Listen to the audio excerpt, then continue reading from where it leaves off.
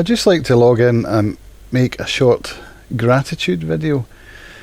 I want to thank you all for your kind comments and your shares on the video that I made last week talking about my accident 30 years ago and the results that that's had on my mental health.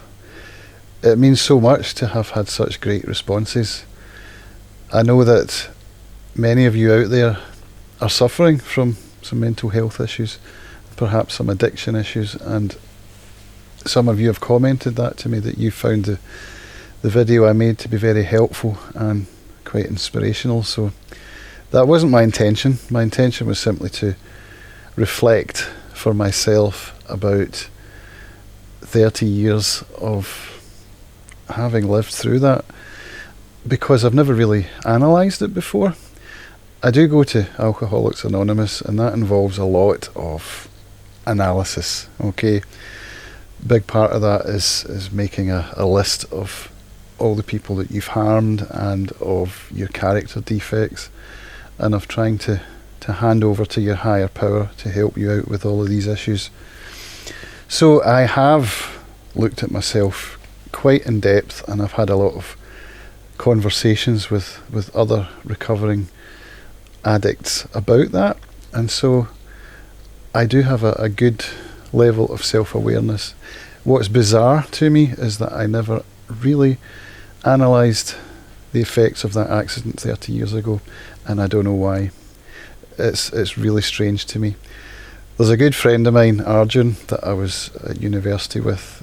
He's one of my lifelong friends, and he and I often have long chats about this kind of deep stuff, and he spoke to me quite recently about the idea of trauma. As you know, I've been on medication for depression since January this year, and this is my third time on such medication.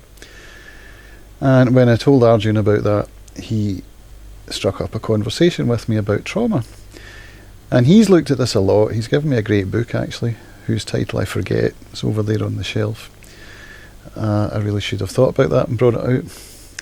Anyway, in fact, let me just go and get it. Right, here we are.